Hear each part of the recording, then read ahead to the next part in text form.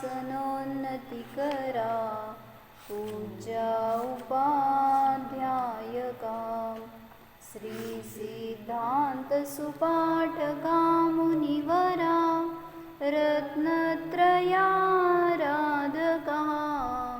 पंचैते परमेष्ठिना प्रतिदिनं कुर्वन्तु ते मङ्गलम् श्रीमन्नम्रसुरासुरेन्द्रमुकुट प्रद्योतरत्नप्रभा भास्वत्पादनखेन्दव प्रवचनां बोधिन्दवस्थायिन ये सर्वे जिनसिद्धसूर्यनुगतास् ते पाठका साधव स्तुत्या योगिजनैश्च पञ्चगुरवः कुर्वन्तु ते मङ्गलम् सम्यक् दर्शनबोधवृत्तममलं रत्नत्रयं पावनं मुक्तिश्रीनगराधिनाथ जिनप त्युक्तोपवर्गप्रदः चैत्यमखिलं चैत्यालयं श्रयालयं प्रोक्तं च त्रिविधं चतुर्विधममी कुर्वन्तु ते मङ्गलम् नाभेयादिजिनादिपास्त्रिभुवन ख्याताश्चतुर्विंशति श्रीमन्तो भरतेश्वर प्रभृतयो ये चक्रिणो द्वादश ये विष्णुप्रतिविष्णुलाङ्गलधरा सप्तोत्तरा विंशतिः त्रैकाल्ये प्रथितास्त्रिषष्टिपुरुषाः कुर्वन्तु ते मङ्गलम् ये सर्वौषधरुद्धयः सुतपसो वृद्धिङ्गता पञ्चये चाष्टाङ्गमहानिमित्तकुशला एष्टाविधाश्चारणा पञ्चज्ञानधरास्त्रयोऽपि बलिनो ये बुद्धिरुद्धीश्वरा सप्तैते सकलार्चिता गणभृतः कुर्वन्तु ते मङ्गलम् कुर्वन्तु मे मङ्गलम् कुर्वन्तु नो मङ्गलम्।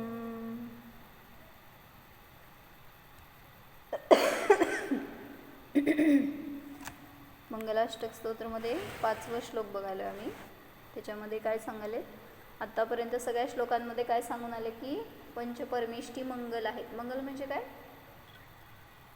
मम गालयती. मम म्हणजे पाप, पापाला नष्ट करणारं असतं ते मंगल. किंवा मंगम लाती म्हणजे पुण्याला जे देतं, कल्याणाला जे देतं त्याला म्हणायचं मंगल. मग असं कोण कोण मंगल आहे आपल्यासाठी मोक्षमार्गामध्ये किंवा या जीवनामध्ये, या सगळ्या संसार परिभ्रमणामध्ये कोणाचा आश्रय आपण घ्यायला पाहिजे किंवा कोणाच्या निमित्तात आपलं मंगल होणार आहे, ह्याच्यासाठी या सगळ्या मंगलांचं कथन इथं करायला लागलं.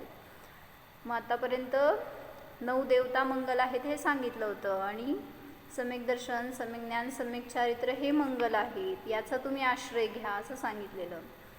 पुढं सांगितलं की जे 63 शलाका पुरुष आहेत तर ते त्यांचं जीवनचरित्र, त्यांचे सगळ्या झालेल्या कर्मांच्या उलाढाली किंवा त्यांनी कसं कर्मांचा नाश करून मोक्षाला गेले, ह्या सगळ्या चरित्रावरून आपल्याला बोध मिळतो, आपल्या पापाचा नाश होऊ शकतो, आपण सुद्धा मोक्षमार्गस्थ होऊ शकतो. म्हणून ते सगळे शलाका पुरुषसुद्धा आपल्यासाठी मंगल आहेत हे सांगितलं. आणि आता या श्लोकामध्ये सांगायला लागलेत की असे ते सगळे रुद्धिधारी मुनी जे की भावलिंगी संत आहेत, अशा काय म्हणायचं त्यांच्या घोर तपश्चर्येचं फळ की त्यांना अशा रुद्धी सिद्धी प्राप्त झाल्यात. त्यांच्या निकट गेलो तरीसुद्धा आपल्याला आपल्या पापाचा नाश झाल्यासारखा अनुभव होतो किंवा आपल्या कर्मांची निर्जरा होऊ शकते, आपल्याला सुद्धा एक आनंदाचा प्रसन्नतेचा अनुभव होतो. सगळं वैरविरोध नष्ट होतो. अशा फिलिंग्स ज्याच्या जवळ येतात असे ते मुनी सगळे वृद्धिसंपन्न असतात हे सांगायला लागले. आणि मग त्यांच्या स्वतःचं तर ते कल्याण करता येतच, पण निकट येणाऱ्या भव्य जीवांचं सुद्धा त्यांच्या निमित्तात कल्याण होतं. जसं सांगितलं होतं काय की आपण ते बघतो ना, सिम्बॉल आहे तुमच्या जैनिझममध्ये की गाय आणि सिंह एकाच पात्रामध्ये भोजन करतायत आणि गाईचं पिल्लू सिंहिणीचं दूध पित आहे आणि सिंहाचं पिल्लू गाईचं दूध पित आहे. असं ते दृश्य फक्त इथंच दिसून येतं. का? कारण सगळ्या विरोधाचा किंवा या सगळ्या वैराचा द्वेषाचा अंत कुठं होतो तर अशा वृद्धिसंपन्न मुनींच्या सानिध्यात गेला असताना कोणीही तिथं एकमेकांचे शत्रू नसतात, त्या शत्रुतेचे भाव नसतात त्यांच्या अंतरंगामध्ये. त्यामुळं तिथं ते सगळे जीव काय म्हणायचं परस्पर मैत्री भावाने निकट आलेले असतात किंवा तिथं आल्यावर त्यांचं सगळं वैर संपलेलं असतं. म्हणून अनेक आपण कथा अशा ऐकतो पुराणांमध्ये की त्या जेव्हा समोशरणामध्ये गेले कोण असे विरोधी परस्पर विरोधी कोणी जे असतील आणि ते जर समोशरणात गेले तर तिथं ते दोघांचे पण परिणाम शांत होऊन जातात. जसं ते मागं आम्हाने एकदा गोष्ट सांगितली होती काय, तो चंड प्रद्योत असतो आणि तो तिचं नाव काय असतं ते आम्हाला नसले नाव लक्षात असते बरं का. तर ती कोण असं नाव माहिती का कोणाला? चंड प्रद्योत कोणावर मोहित झाला होता तर ती रूपवान असती खूप आणि पण विवाहित असती आणि मग तिला कसं मिळवायचं आता, आणि ती पतिव्रता असती, ती काय तिचं धर्म मोडणार नाही म्हटल्यावर त्यांनी तिच्या नवऱ्याशी युद्ध पुकारलं आणि मग त्याच्याशी युद्ध करून याचं बळ जास्त होतं चंद्रप्रद्योतचं आणि मग त्यावेळेस त्यांनी त्याला हरवलं नवऱ्याला आणि त्यात मेला तो. तिचं नाव काय असतं?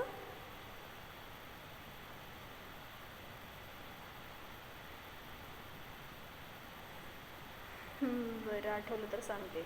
तर तिला जेव्हा कळलं की असं आपला नवरा मृत्युमुखी पडलाय आणि आता आपल्या शिलावर बेतेल, तो येऊन काय पण करू शकेल आपल्याबरोबर आणि आपल्याला शील मोडायचं नाही आहे म्हणून तो सगळीकडं शोधत तिच्या तलवार घेऊन आता मी तिला वाकवणारच माझ्या या बळावर अशा भावनेने त्यांनी सगळं महाल शोधायला लागलं आता. आणि तिला आता शरण कोणच नाही ना, कोण तिला आता रक्षण करणार, तिचं काय म्हणायचं शील सांभाळणार. त्यामुळं तो सगळं महाल पालथं घालत वर चढत शेवटच्या मजल्यावर गेला तर तिथं जिनमंदिर होतं आणि त्या मंदिरामध्ये ती म्हणजे गृहचैत्यालय होतं. भगवंतांच्या समोर बस भक्ती करत होती की काही पण असू देत पण मी माझ्या शिलामध्ये संकट येऊ देणार नाही. आणि मग त्यावेळेस दर्शन करत असताना तो येऊन समोर उभारला आणि मग त्यांनी तिला म्हणला की तुला माझं व्हावंच लागेल आता, काहीही असू देत पण कारण सांगायचं नाही. पण तर तिला इतकं जबरदस्ती करतोय त्यावेळेस तिने तरीसुद्धा आपलं काय स्वभाव सोडला नाही आणि म्हणून मग त्याला राग आला, त्याने तिला घेऊन जाऊ लागला. मग त्यावेळेस मंत्र्यांनी तिला समजवलं की ही वेळ कशी आहे, थोडा वेळ शांत राहावा, त्याला हो म्हणा, त्यांनी तुम्हाला पत्नी मानायला तयार आहे, तुमच्याशी विवाह करायला तयार आहे, तर तुम्ही आत्ता त्याला हो म्हणा कारण संकटाची परिस्थिती आहे, कोण तुम्हाला इथं वाचवणारं नाही आहे, मग तुम्ही आत्ता त्याला हो म्हणा, पुढं बघू. मग ती म्हणली तरीसुद्धा माझ्या शिलाला दोष आहे तो, मी हो म्हणणं तरीसुद्धा.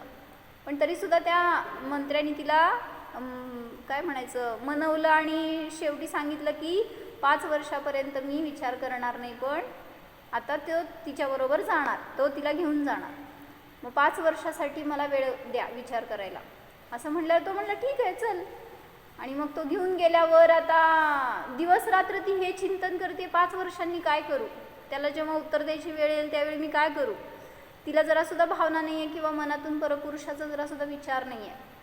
आणि मग सगळं झालं, आता 5 वर्ष संपत आली आणि मग नेमकं काय झालं, तिथं त्यांच्या नगरामध्ये समोशरण आलं होतं आणि समोशरणामध्ये ती जाऊन पोचली आणि मग ती काय करते हे बघायला तो पण मागून आला आणि आल्यावर त्याचा स्वभाव असा दुष्ट प्रकृतीचा होता, त्यामुळं सगळे त्याला चंड प्रद्योत म्हणत होते. आणि मग जेव्हा भगवंतांच्या समोर बसल्यावर तिला इतकं वैराग्य झालं आणि इतकं भाव होऊ लागले की दीक्षा घ्यायची आता मला असे. आणि मग ती भगवंतांसमोर आपला प्रश्न मांडती की मी आता कसं माझ्या शब्दाला पाळू. मी त्याला शब्द दिला की 5 वर्षांनी मी तुला उत्तर देते म्हणून, आणि मला तर आता पूर्ण विरक्तीचे भाव आहेत, मला दीक्षा घ्यायची आहे, मी काय करू असं ती बोलतीये भगवंतांशी. आणि हे सगळं मागं येऊन तो चंडप्रद्योत ऐकतोय. मग त्यावेळेस तिने एकच वाक्य म्हणलं भगवंतांसमोर की, किंवा तिथं मुनी असतील कोण त्यांच्यासमोर, की म्हणले हा चंद्रप्रद्योत त्याला मी वचन दिलंय आणि मी आता धर्मसंकटात सापडली आहे, मी काय करू, मला आता संसार करायची इच्छा नाही आहे, मला विरक्तीने जगायचं आहे, मला दीक्षा घ्यायची आहे असं ती बोलती आहे. आणि हे बोलत असताना त्याच्या कानावर हे शब्द पडले की ही आपल्याला किती चांगलं शब्दाने बोलती आहे. चंद्रप्रद्योत नाव असं त्याचं, आणि तिने एकटीने आयुष्यात पहिल्यांदा त्याचं नाव असं घेतलं. बाकी सगळे त्याचा स्वभाव वाईट असल्यामुळं चंड म्हणायचे त्याला, चंडप्रद्योत. आणि ती भावविभोर झाली आहे, आता रडती आहे अशी की मी कसं माझं काय म्हणायचं धर्माचं पालन करू, कसं मी माझं शील सांभाळू, कसं मी माझ्या वैराग्यामध्ये विकास करू, असं तिचं भावना चालू आहे. आणि त्यावेळेस हे सगळं त्या मागं येऊन त्यांनी ऐकलं आणि तो काय म्हणाला, तुझ्या दीक्षेला माझी अनुमती आहे. कसं काय मिळाली परमिशन? म्हणजे त्याला जर मागितलं असतं जाऊन की नाही मला संसार नाही करायचं, मला दीक्षा घ्यायची आहे, मला दे परमिशन, दिली नसती त्यांनी. कारण युद्ध करून घेऊन आला होता तिला, एवढं तिच्यासाठी त्याला मारलेलं, एवढं मोठं नुकसान झालेलं सगळं, इतकं मोठं काय म्हणायचं हानी झाली होती त्याची, तरीसुद्धा तो काही तिला सोडणारा नव्हता असं. पण जेव्हा कळलं की ही आपल्या किती चांगल्या दृष्टीने आपल्याला बघतीये आणि तेवढ्या एका भावनेचं फळ तिला असं मिळालं की त्यांनी सांगितलं मी तुला बंधनातून मुक्त करतो, तुझ्यावर आता कुठलंही कंपल्शन नाही, मी तुझ्यावर अधिकार गाजवणार नाही, तुला जी इच्छा असेल ते तुझं तू कल्याण कर. आणि सहज तिने काय झालं, वैराग्य झालं आणि तिने दीक्षा घेतली. मग कशासाठी सांगत होते मी, तर अशा त्या रुद्धीसंपन्न मुनींचं सानिध्य मिळालं की सांगितलं परिणाम कसे परिवर्तित झाले लगेच. सगळ्या कोणी असू देत, वैरी असू दे किंवा असा शत्रू असा असू दे की जो बलवान आहे आणि कोणी निर्बळ असू दे, सगळ्याचे परिणाम असे सहज बदलतात. मग ही त्यांच्या स्वतःच्या विशुद्धीची ते महात्म्य आहे की जेणेकरून त्यांच्या सानिध्यात आलेल्याचे परिणामसुद्धा असे परिवर्तित होतात. आपण काय साधना करतोय, आपल्या सानिध्यात येणाऱ्यांचे परिणाम कसे असतात, असं कोणाला वैराग्य होतं, कोणाला धर्म करू वाटतं, ध्यान करू वाटतं, असतं एक तशी इन्फ्लुएन्स असतं बरं का. आपल्या जवळ येणारे, आपण कशाही झालोय ना, आपल्या जवळ येणारा कारण नसताना कशाही करतो आपल्यावर. किंवा आपण जर काय म्हणायचं धर्माने प्रेरित होऊन असे एक आपले न्यूट्रल परिणाम केलेत ना, कोण जवळ येऊ दे की त्याला सुद्धा तसे सहज भाव होतात की नको ह्याला सतवायला जाऊ दे. म्हणजे आपण आपल्याला बदलायचं, समोरच्याला बदलायचं नाही. स्वतःला बदला तर विश्व बदलेल, विश्वाला बदलायला गेला तर तुमचा नाश होणार. म्हणून सांगितलं काय की हे सगळे रुद्धीसंपन्न मुनिराज आहेत तर ते माझं मंगल करोत, माझ्या पापाचा नाश करोत. मग काल आपण त्याच्यामध्ये बुद्धिरुद्धीचे भेद बघत होतो. तर बुद्धिरुद्धीमध्ये पहिला भेद होता केवल ज्ञान आणि दुसरा भेद होता मनपर्य ज्ञान.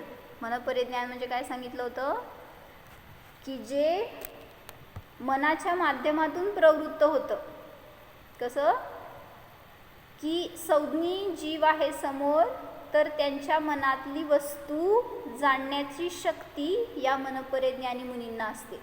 म्हणजे मला मनपर्य ज्ञान असेल तर माझ्या विशुद्धीच्या निमित्तात त्या ज्ञानाची अशी निर्मळता असते की तुम्ही काय विचार करताय हे मला समजतं बरं का. म्हणजे मला नाही आहे रुद्धी, घाबरू नका. पण ज्याला रुद्धी असती तो त्याच्यासमोर बसा की आणि विचार नुसतं करा तर सगळं असं पकडत असतात मुनी.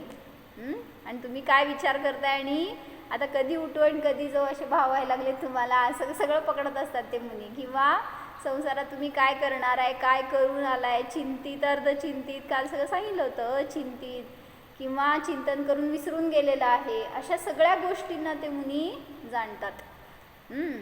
तर सांगितलं हे ज्ञान अतींद्रिय आहे, कुठल्या इंद्रियाच्या माध्यमातून मनपर्य ज्ञान प्रगट होत नाही. त्यामुळं इंद्रियांची शक्ती असते ती सीमित असते, पण मनपरिज्ञानाची शक्ती जास्त आहे इंद्रियांच्या पुढं. इंद्रियांनी आपण दुसऱ्याच्या मनातलं नाही जाणू शकत, पण अतिंद्रिय ज्ञानाला अशी मर्यादा नाही. ते अशा रीतीने रूपी पदार्थालाच जाणणार, पण कसं जाणणार, अशा रीतीने सूक्ष्मतेने कुठलं तुम्हाला कदाचित कळणार नाही, पण अशा सगळ्या गोष्टीसुद्धा मनपरिज्ञानींना कळतात. म्हणून सांगितलं सगळ्या मुनींच्या समोर गेल्यावर सावधान, कुठले विचार मला.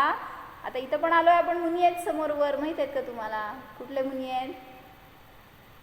आदिनाथ मुनिराज आहेत वर इथं मंदिरमध्ये. तर त्यांना मुनी म्हणून बघितलं तर भय वाटेल, त्यांना कळतं सगळं.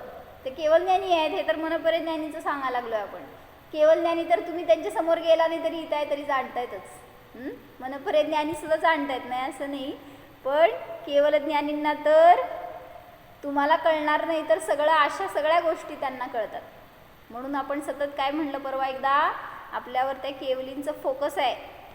माझ्याकडेच बघायला असा विचार करून चाला, संसार करा. बघा की किती सावधानता येईल आपल्यामध्ये. कुठलं पाप घडणार नाही, कुठलं भय राहणार नाही. माझ्याकडे बघायला केवली, आता बस मला कशाचं भय.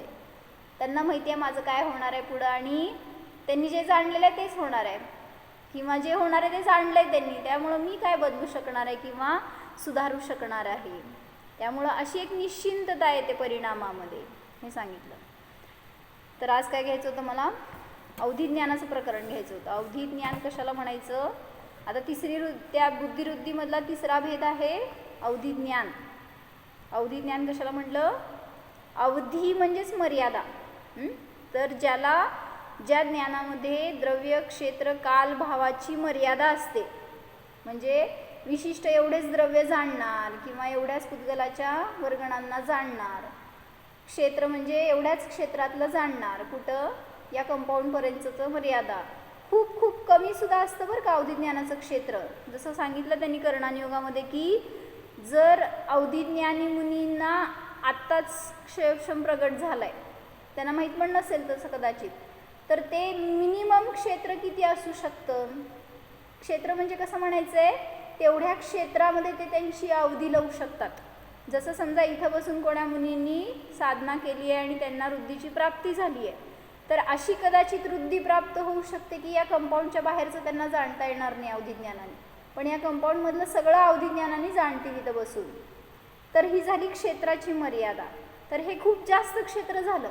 तर सगळ्यात कमीत कमी क्षेत्र किती असू शकतं, तर सांगितलं अंगुल का काय, अंगुलचा असंख्यात्व भाग एवढं सांगितलं. तेवढंच क्षेत्र म्हणजे किती, एवढंच एक तुमच्या पिचभर काय म्हणायचं आता, या अंगठाच्या आपल्या एवढंसं कणभर घ्या जागा, तर आपल्या क्षेत्राच्या पुढं एवढ्याशा जागेतलं अवधी ज्ञानाने ते जाणू शकतात. आपण म्हणणार काय त्याला उपयोग आहे, एवढ्याशा जागेतलं काय लावून अवधी लावून काय कळणार आहे. आपल्या बाजूची जेवढी आपली क्षेत्रमर्यादा आहे शरीराची, त्याच्या पुढं एक अंगुल म्हणजे समजा जास्त तुम्हाला किती, एक बोटभर एवढ्याशा जागेतलं अवधी ज्ञानाने ते जाणू शकतात. मग काय फायदा त्याचं, तर सांगितलं ते ज्ञान अतींद्रिय आहे. कितीही कमी असू दे त्याची मर्यादा, तरी सुद्धा ते मतिश्रुत ज्ञानापेक्षा ग्रेट आहे.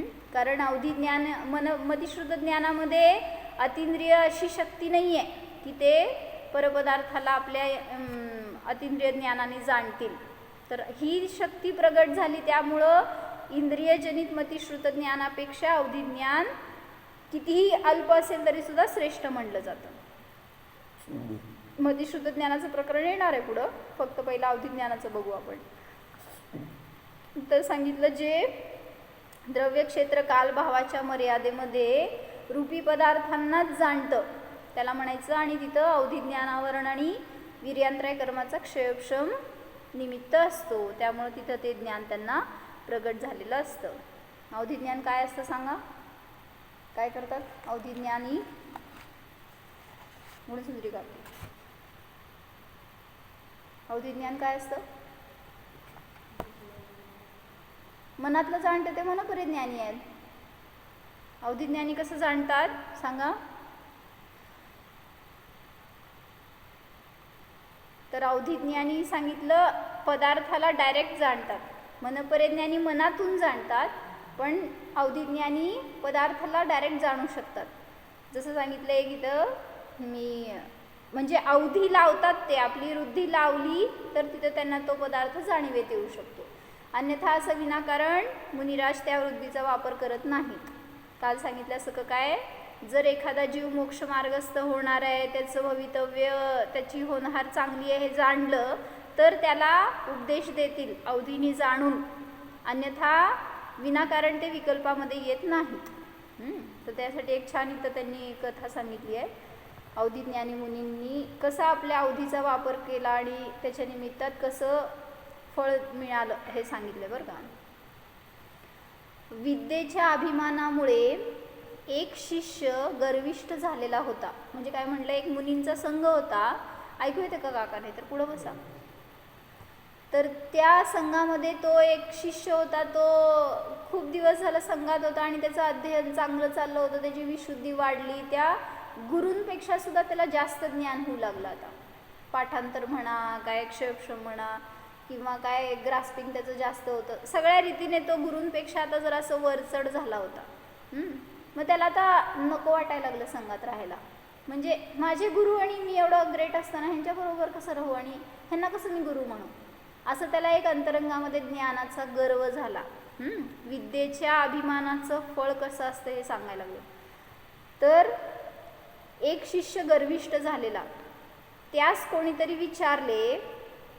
त्यांनी सांगितलं काय की तो शेवटी मुनींना म्हणतो, गुरूंना, की म्हणतो मला इथं नाही राहायचं तुमच्याबरोबर, मला तुम्ही एकटं विहार करायचं परमिशन द्या. तर त्यावेळेस तिथे त्यांनी काय म्हणलं की पहिला सांगितलं की तू एकटं राहू नकोस, तुझ्यासाठी नाही चांगलं हे, तू इथंच राहा. पण त्याला कमीपणा वाटायला लागला होता ना, त्यामुळं तो हट्ट करून बसला की नाही मला एकल विहारी व्हायचे, तुम्ही मला आज्ञा द्या. शेवटी गुरु काय म्हणणार, तुझी होणहार, जा म्हणले. आणि मग तो एकटा विहार करत सांगितलं, जंगलातून, वनातून, नगरातून सगळीकडं परिभ्रमण करू लागला. आणि एके ठिकाणी तो जेव्हा तिथं एके ठिकाणी कुठं असेल तपस्या करत किंवा बसलेला असेल असं, तर त्यावेळेस तिथं राजा आणि राणी दर्शनाला आले.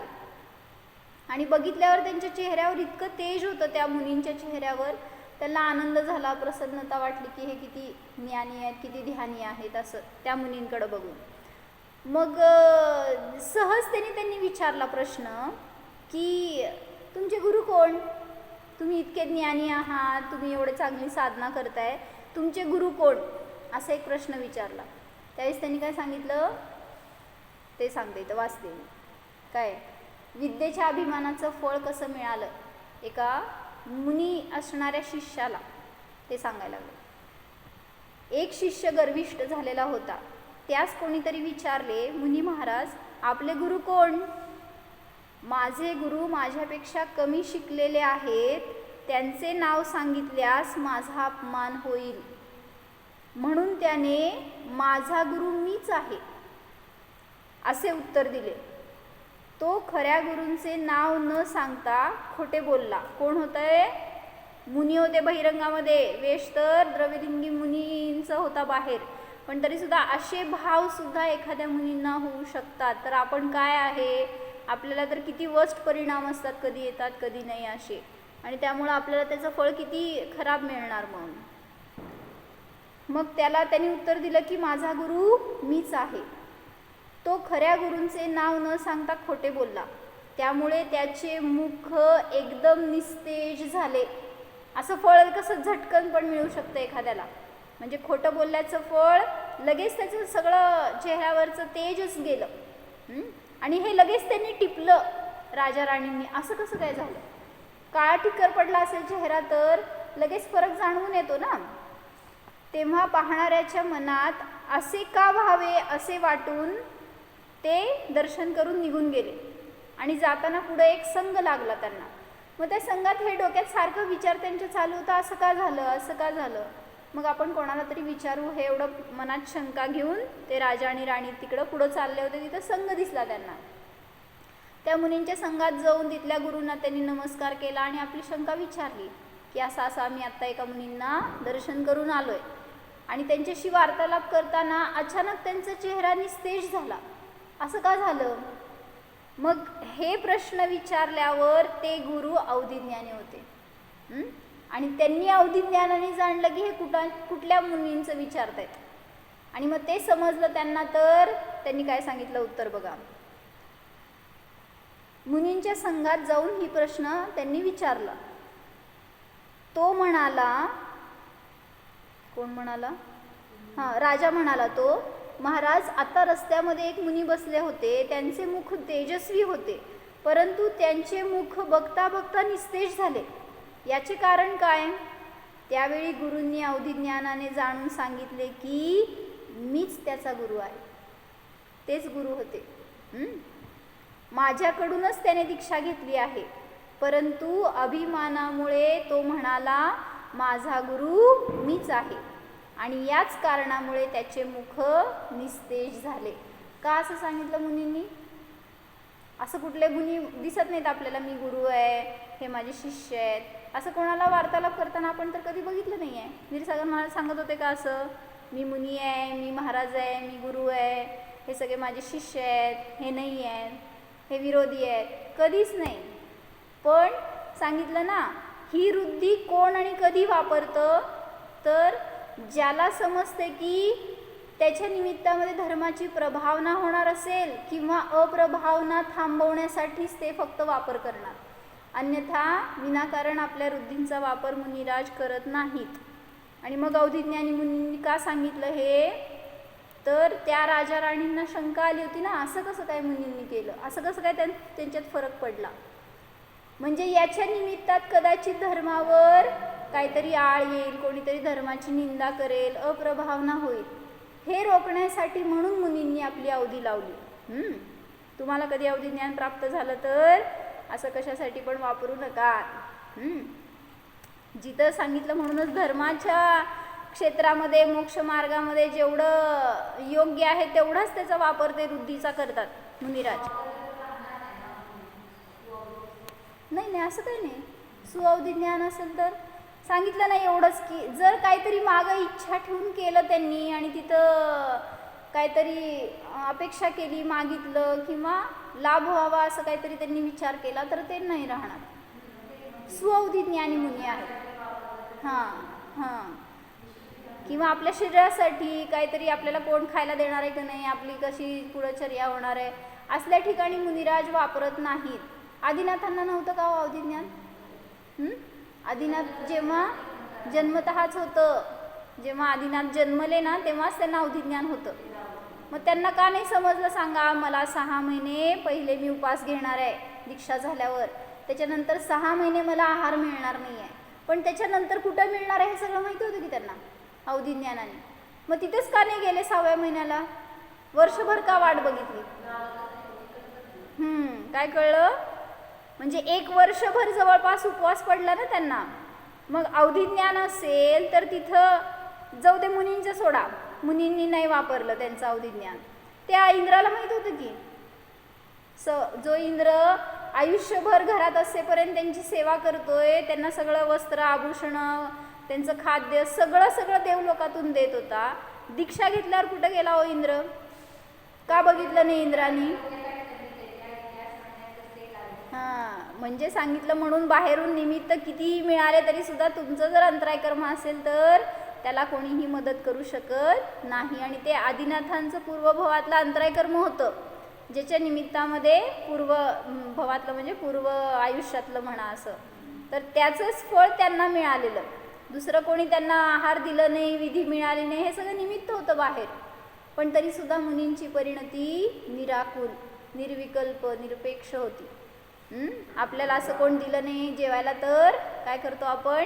समजा काल उपास केलाय आणि आज कोण तुम्हाला विचारेस ना, कोण दिला आणून तुम्हाला किंवा काय पाहिजे ते मिळालं नाही, किती आकुलता होती. कशासाठी उपास केला? मग कोणीतरी येऊन तुम्हाला भरवावं, खाऊ घालावं.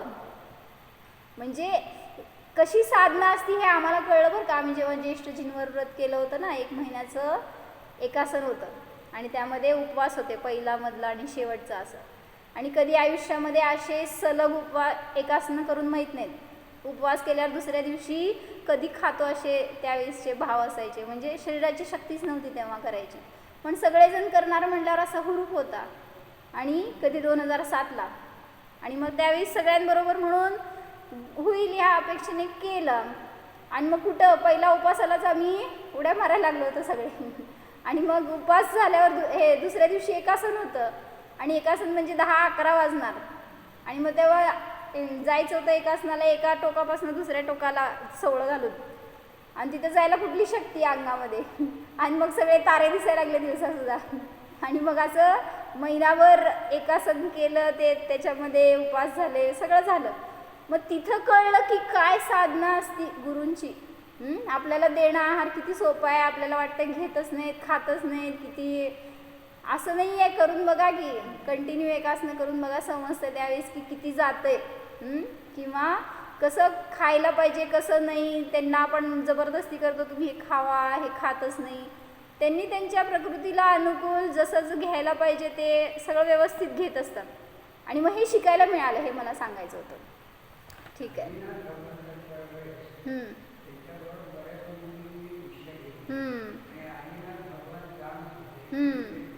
हां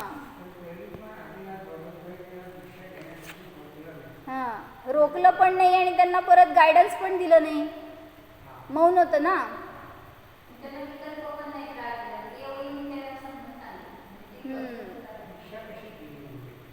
दिली नाही, घेतली त्यांनी. तीर्थंकर सुद्धा कोणाला दीक्षा देत नाहीत किंवा कोणाकडून दीक्षा घेत नाहीत. तीर्थंकरांच्या प्रेरणेने अनेक जण दीक्षा घेतील की. तीर्थंकर मुनिराज जे झालेत ना, आता समोशरणामध्ये जाऊन कोणी दीक्षा घेतं की, पण असं विधीने ते तीर्थंकर कोणाला दीक्षा देत नाही. मग तिथं यांनी पण त्यांच्याबरोबर विरक्त होऊन, वैराग्याला प्राप्त होऊन दीक्षा घेतली होती. किती 4000 का काय मुनी हे होते ना, राजे होते. आणि त्यांना पण राजेने दीक्षा घेतली म्हटल्यावर, महाराजांनी दीक्षा घेतली म्हटल्यावर आपण पण घ्यावी, एवढेच भाव आले. पण बाकीचं मागचं पुढचं काहीच माहीत नव्हतं. आणि मग ते माहीत आहे सगळं की भूक सहन झाली नाही तर अनेकांनी त्या वनातली झाडं खाल्ली, हे काय फळं खाल्ली, झाडाचे काढून ते वल्कलं लावायला सुरुवात केली, किंवा कोणी वस्त्र धारण केलं, कोणी घरात राहू लागलं, काय पण असे भ्रष्ट झाले अनेक जण. मग तिथं त्यांनी का नाही सांगितलं, धर्माची तिथं अप्रभावना होणार होती. तर हा नियोग असतो की तीर्थंकरांनी एकदा दीक्षा घेतली की केवळ ज्ञान होईपर्यंत मौन असतं. मध्ये आधे असं करू नको रे बाबा, दीक्षा घेतली आहेस तू, असं पाळायचं नसतं, असं कोणाला सांगायला जात नाहीत. म्हणजे किती शब्द ते अल्प वापरतात बघा की मुनिराज. आणि त्या शब्दांचं किती वेटेज असतंय. एक शब्द ओमच आहे नुसतं, ओ किती शक्ती आहे त्या ओममध्ये. पण दिव्यध्वनीमध्ये जेव्हा ते बोलतायत, किती बोलतायत. असं काय पचड पचड म्हणतात ना, असं भरपूर बडबड बडबड काय नाही. एका ओममध्ये सगळ्याला सगळी उत्तरं युगपत. बोला बघू एक वाक्य तुम्ही. सगळी उत्तरं सगळ्याची मिळायला पाहिजे त्या एका वाक्यात. 10 जण 10 प्रश्न विचारतात समोर, तर अशी शक्ती आपल्यामध्ये नाही. यालाच म्हणतात वृद्धी. अशी ती शक्ती त्यांना प्रगट झाली. ठीक आहे, पुढं अजून राहिली ती गोष्ट. तर सांगितलं जेव्हा त्या मुनींनी सांगितलं की मीच त्याचा, त्या गुरूंनी सांगितलं आचार्यांनी की मीच त्याचा गुरु आहे, माझ्याकडूनच त्यांनी दीक्षा घेतली आहे, पण त्याला ज्ञानाचा अभिमान झाला आणि त्यामुळं तो एकलविहारी होऊन असं त्याला ते फळ मिळालंय की त्याचं तेज सगळं क्षणात नष्ट झालं. ज्यांनी आपल्याला एक अक्षराचे ज्ञान देऊन दुर्मार्गापासून सोडविले ते महाउपकारी माझे गुरु आहेत असे न मानता, त्यांच्या उपकाराची जाणीव न ठेवता त्यांच्यापुढे मीच ज्ञानी आहे असा मिथ्या अभिमान करणारे पापी म्हणले जातात. त्या पापकर्माचा उदय भोगल्याशिवाय सुटत नाही. तर त्याला इतकं भयंकर फळ मिळालं. मुनी आहेत बहिरंगामध्ये, पण फळ कसं मिळालं बघा की. तो पापकर्म कसे भोगतो ते सांगतात. सर्व लोकांनी त्या शिष्याची फार निंदा केली जेव्हा ही सगळी स्टोरी कळली. कारण हे फक्त आत्तापर्यंत त्या गुरूंना आणि त्या शिष्यालाच माहीत होतं, बाकीच्या सगळ्यांना माहीत नव्हतं. पण जेव्हा सगळ्यांना कळलं त्यावेळेस त्यांचं आता मुनित्व तर किती संकटात आलं. ज्ञानाच्या अभिमानामुळे तो या लोकी निंदेला पात्र झालाच, पण परलोकी 100 वेळा कुत्रा होऊन तिर्यंच गतीचे दुःख भोगत राहिला. कोण? म्हणजे एका अभिमानाचं फळ, गर्वाचं फळ आणि काय म्हणायचं निन्नव दोष केला. किती म्हणजे चुकीचे परिणाम झाले ते. आपल्याला वाटतं एवढंच तर केलंय, पण किती महान फळ मिळालं त्याचं. कारण जिनलिंग घेतलंय आणि त्याची अशी विराधना करण्याचं फळ निमाने दुर्गतीचंच प्राप्ती होणार. हां, विचार खालचे असतील तर चुकलं, पण तुम्ही पद भलेही घेऊ नकात वरचं, पण विचार असे उत्कृष्ट असतील तर त्याचं फळ निमाने आपल्याला चांगलंच मिळणार. म्हणून सांगतात आपल्याला, म्हणून सज्जन हो, विचार करून पहा व उपकार करणाऱ्यावर अपकार बुद्धी करू नका. आज बोर्डवर काय वाक्य लिहिलंय आम्हाच्या तिथं? कोण वाचलं? दुपारी आला नव्हता तुम्ही? आम्हाने स्वाध्याय घेतलं की दुपारी सगळ्या युवक मंडळाचं. काय वाचलं सांग? ते पुसलंय की? ते पुसलंय आता. आजवरचं दुसरं लिहिले की. असं वाक्य आहे एक त्याच्यात, गुरुच्या कृपेने बुद्धू सुद्धा बुद्धिमान होतो. काय वाक्य सांगा? गुरुच्या कृपेमुळे बुद्धूजन सुद्धा बुद्धिमान होतात. कोण बुद्धिमान आहे कोण बुद्धू आहे बघा आता. जर आपण त्यांच्या शरण गेलो, त्यांच्याकडून जर बोध ग्रहण केला, तर तिथं आपली बुद्धी सुद्धा विकसित होते. म्हणून गुरूंविषयी कृतज्ञपणा ठेवा, कृतघ्न होऊ नका. सदा अंतःकरण पवित्र करा व पुण्य संचय करा. धर्माला कधी विसरू नका. धर्माशिवाय तुमचे आत्मकल्याण करण्यास कोणताही दुसरा उपाय नाही, असे अरिहंतांचे वचन आहे. म्हणून सांगत होते कशासाठी हे सगळं? तर अवधी ज्ञानी मुनिराज जे आहेत त्यांची परिणती अशी असते, ते जाणतायत तर मर्यादेत जाणतायत आणि रूपी पदार्थालाच जाणतायत, पण जेव्हा ते त्या रुद्धीचा वापर करतील तिथं मागं उद्देश एवढाच असणार की याच्या निमित्तामध्ये धर्माची किंवा धार्मिकाची स्थितीकरण, प्रभावना किंवा त्याला मार्गदर्शन, एवढंच फक्त त्याच्या मागं भावना असते.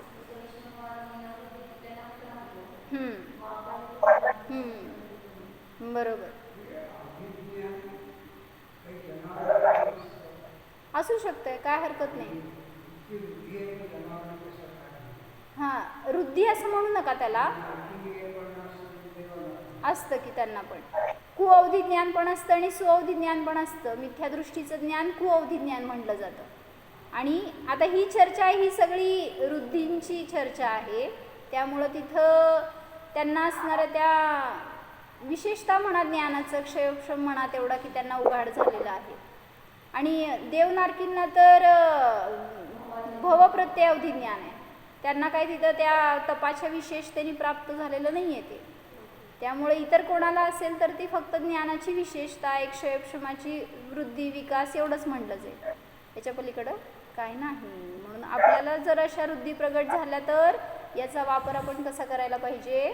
स्वतःला जाणण्यासाठी अवधी ज्ञान उपयोगी नाही. एवढं जाणलं तरी सुद्धा त्याच्याकडून आपलं लक्ष दूर होईल आणि आपण स्वभावाकडं उन्मुख होऊ. म्हणून ह्या वृद्धी पाहिजेत किंवा त्या प्रगट करायच्या आहेत म्हणून धर्म करणं चुकीचं आहे. धर्म कशासाठी करायचा सांगावं जरा. बोला की धर्मासाठी काय? तर आम्हाला इथे याजवळ पटकन या, संपली मीटिंग आमची. म्हणजे सांगा की ते नवीन आहेत त्यांना जरा असं मार्गदर्शन असतं. या लवकर. धर्म का करायचं आणि कसं करायचं?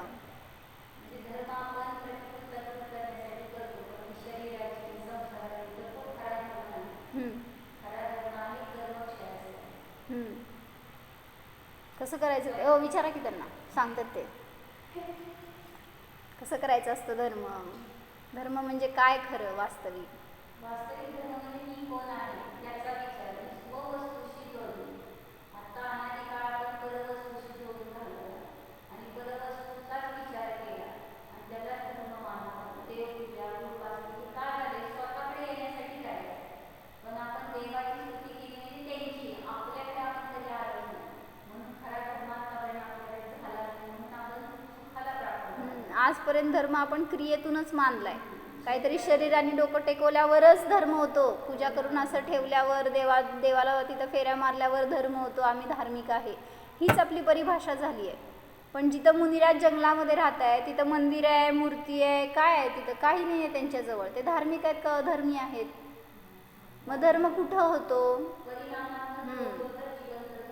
भाव जोडा असं सांगितलं ना. म्हणून धर्म करताना तुम्ही शरीर जोडताय, त्या वचन जोडताय, काहीतरी वचनाने म्हणणं, स्तुती वगैरे, याला धर्म नाही म्हटलं. आपले परिणाम जितके उत्कृष्ट असणार, उज्ज्वल असणार, तेवढं सांगितलं धर्म आपल्याकडून खरा धर्म होणार.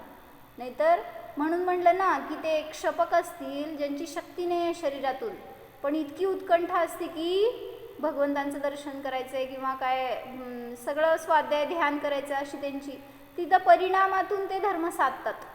असं नाही की तिथून त्यांना दर्शन करायला यायला तर जमतच नसतं, शरीरात काय बळ राहिलं नाही तर, पण तरी मग धर्म होतो का नाही त्यांच्याकडून?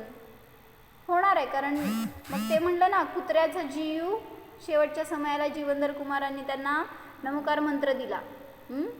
तो जीव तिर्यंच गतीचा छेद करून देवगतीला गेला. कसं काय? कुठं तो देवाजवळ आला होता, असं काय स्वाध्याय केला होता, बसून ध्यान केलं होतं, असं काहीच नाही. मग तरीसुद्धा का असं फळ मिळालं? उपदेशाचा वापर त्यांनी स्वतःसाठी केला आणि त्याला यथार्थ ग्रहण केलं. त्याच्यातून त्याला सम्यक दर्शनाची प्राप्ती झाली आणि त्यामुळं तो जीव तिर्यंच गतीचा छेद करून देव बनला. आणि तेच सांगितलं ना रत्नकरण श्रावकाचारमध्ये, काय? श्वापी देवोपी देवः श्वा धर्म किल्विषात, जायते धर्म किल्विषात. श्वापी देवोपी देवः श्वा जायते धर्म किल्विषात. कापि नाम भवेदन्या संपद्धर्मात शरीरिणाम. कोणी श्वा म्हणजे कुत्रा आहे तो देव होतो धर्माच्या प्रभावाने, आणि कोणी देव आहे तो अधर्माच्या प्रभावाने पशु होतो किंवा कुत्रा होतो. म्हणजे चांगल्या पदाला जाऊन परिणाम जर निकृष्ट असतील तर निकृष्ट गतीला जातो. आपल्याला कुठली गती पाहिजे? कुठं कुठं जायचं आहे? म्हणून सांगितलं असे भाव करून आपल्याला मिळत नाही. कोणाला वाटत नाही मला चक्रवर्ती पद पाहिजे, मला इतकं सगळं वैभव पाहिजे, मला देवलोकातलं इंद्र व्हायचं आहे. भाव केल्यावर होत नसतं ते. तशी आपली परिणती पण हवी आहे. म्हणजे मन वचन काय तिन्हीच्या अपेक्षेने जे करतोय ना तिथं त्याचं फळ मिळतं.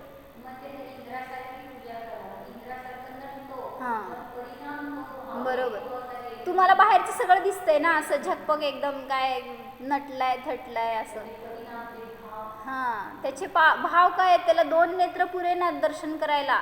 हजारो नेत्र केले त्यांनी आणि दर्शन करतोय, पूजन करतोय समोश्रणात जाऊन किंवा त्या पांडुक शिलेवर जेव्हा स्थापन केलं त्यांना. मग अशी कुठं आपली भक्ती? आपण 2 डोळे सुद्धा बंद करून बसलेले असू देवासमोर, मग कुठं काय दिसणार आहे देव आपल्याला? म्हणून डोळे भरून बघा ना त्यांना पहिल्यांदा, आणि मग ते जे करतायत ते करा. डोळे बंद करा काय म्हणत नाही आम्ही, पण त्याच्यातून भाव असं ग्रहण झाला असेल तर तसं आपण आपल्यापर्यंत जाऊ शकतो. नाहीतर मग ते दर्शनसुद्धा सम्यक दर्शनाला कारण होणार नाही. म्हणून स्वतःला जाणा तर आपल्या ज्ञानाचा उपयोग आपण चांगला केला आणि त्या ज्ञानाचा विकास होऊन आपल्याला पण अशा वृत्ती सहज प्राप्त होणार. हो, जाणा अनंत वृद्धींचा धारक निज जीव जाणा.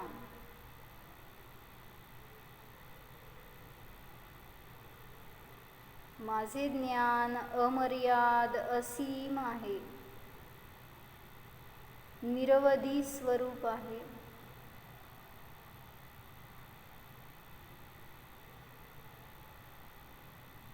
हा मी आत्मा निराबाध आहे, नित्य चेतन चेतन चेतन रूपच आहे. जाणतोय मी आहेच.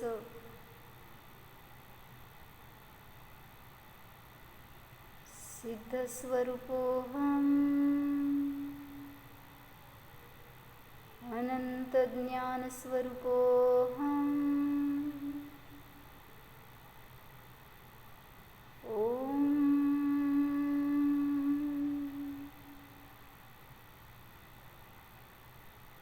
विसर्जन.